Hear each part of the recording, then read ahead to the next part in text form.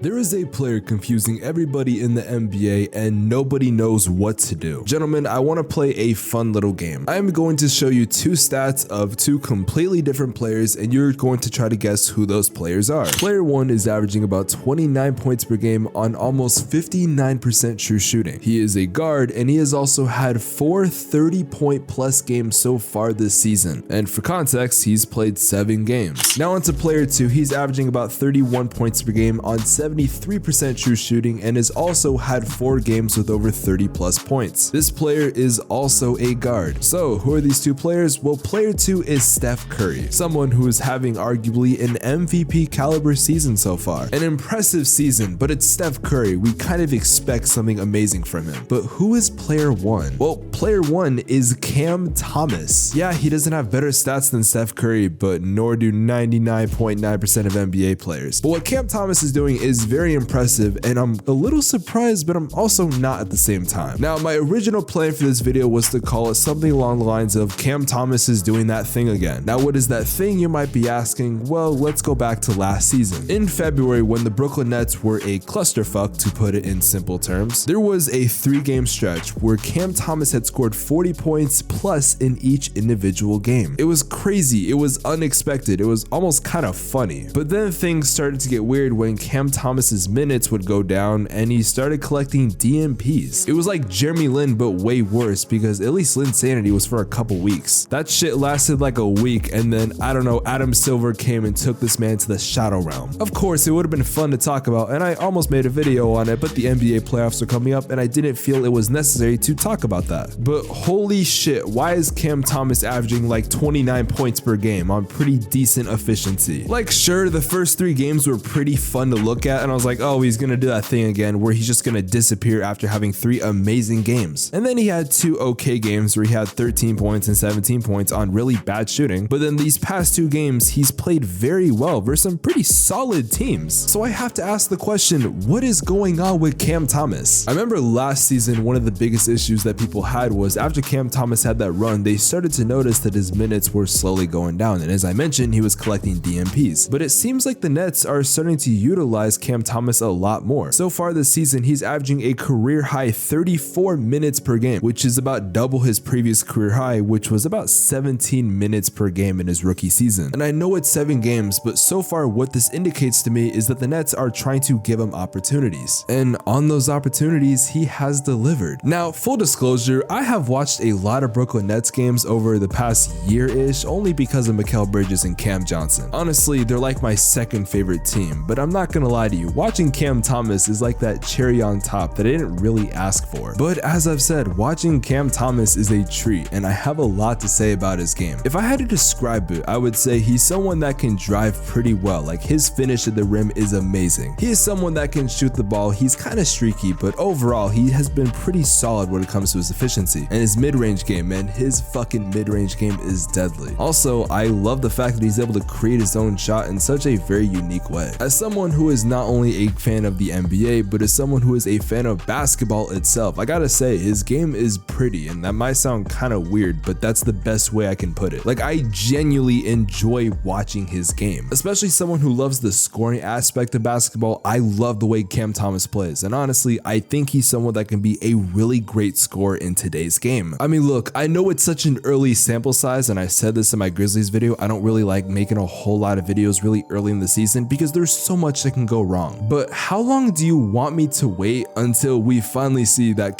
Thomas is the truth? He is the guy that the Brooklyn Nets really need. You give him the opportunity that everyone said he deserves, and so far he's lived up to that opportunity and more. Now, I know what some people are going to say. Spex, yeah, he's scoring, it's pretty, it looks good, but the Nets aren't winning. They're 3-4. First of all, I would just like to say, I don't think this team is really set up right now. Like, I don't think they know what direction they want to go in. And yeah, they're 3-4, but they're also 1 game back from like the 4 or 5 seed. Like, honestly, they're in the exact position I thought they were going to be in. The Celtics, the Bucks, the Sixers, those teams are doing exactly what I thought they were going to do. Especially Boston. Like, guys, I get it. Can you get off my dick? But seriously, I think what people expected was the Nets to be a 4 or 5 seed or barely a play-in team. And honestly, I think that is the perfect diagnosis. But I don't think the Nets having an under 500 record is because of Thomas. I would also like to point out the fact that the Nets have lost some games here and there there, but they're against pretty competitive teams. And might I add, they're putting up a pretty good fight. Like, they just lost to Milwaukee, but they lost by 4. And I'm not gonna act like Cam Thomas's 45-point game did not help Brooklyn as much as it did. He was the reason they were in that game. When Brooklyn played Dallas, they only lost by 5, and Cam Thomas's 30-point game was again one of the reasons why they were so damn close. However, Luka's 49-point game definitely did not help the Nets in any way, shape, or form. But this is all hypothetical, and we're not giving out awards for almost beating these teams. But I remember there was a narrative last year about Cam Thomas saying, oh yeah, scoring all these points, that's cool and all, but they're not winning games. Well, I want to talk about that narrative, and in fact, I saw this post on Reddit that honestly made me change my entire point of view about Cam Thomas. In fact, when I considered even making this video and I started doing the research, this was 100% confirmation I needed to make this video. There is a user by the name Addictive Sign on the r/GoNetted subreddit, and honestly, this is a very fascinating post. I recommend you check it out after this video. Now, reading the entire thing would make this video like 20 minutes long, so I'm just gonna give you the Spark Notes version. But again, I highly recommend you check out this post, man. It's fucking incredible. So the main point of this post was this Reddit user looking into the narrative about Cam Thomas shooting his team out of games. I mean, a lot of people said, yeah, he can score the ball, but he's inefficient as hell. And all it is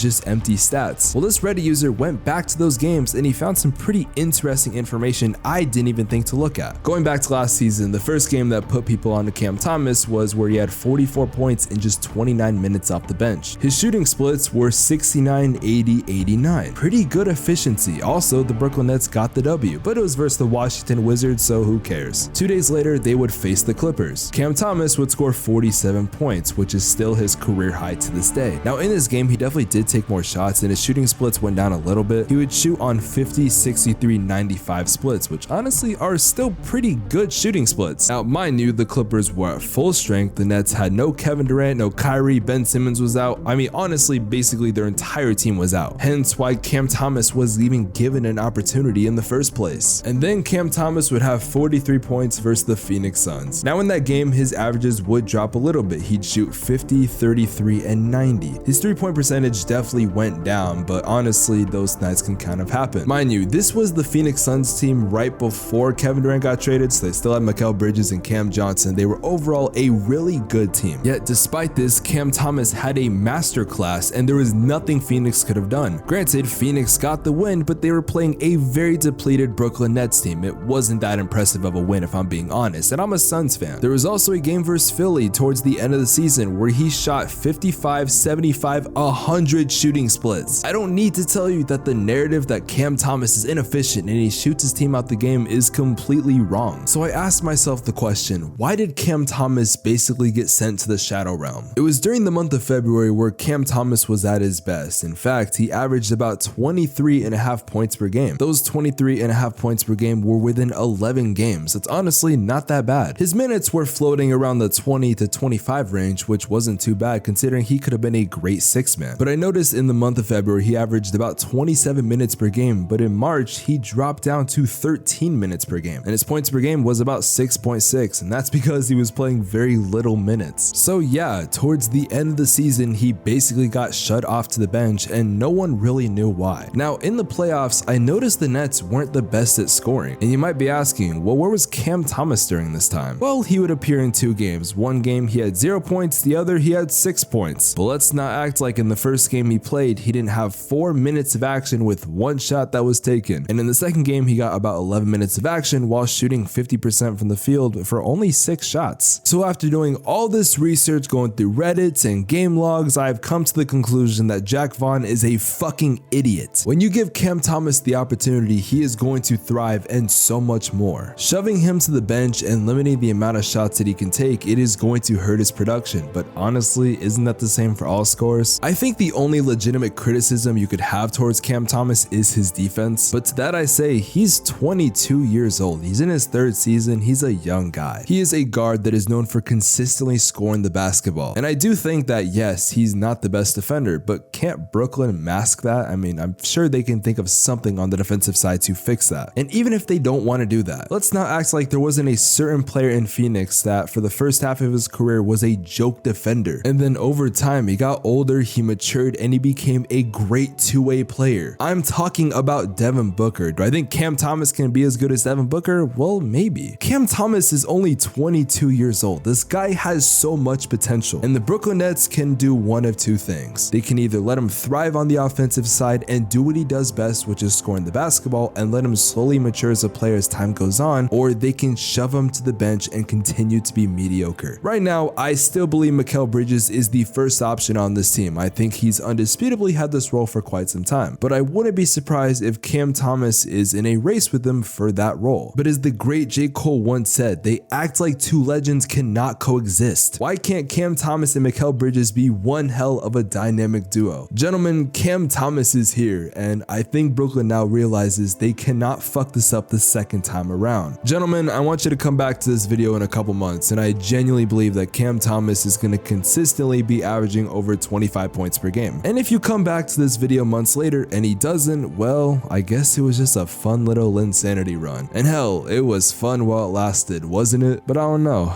something seems different about this one. Really, really different.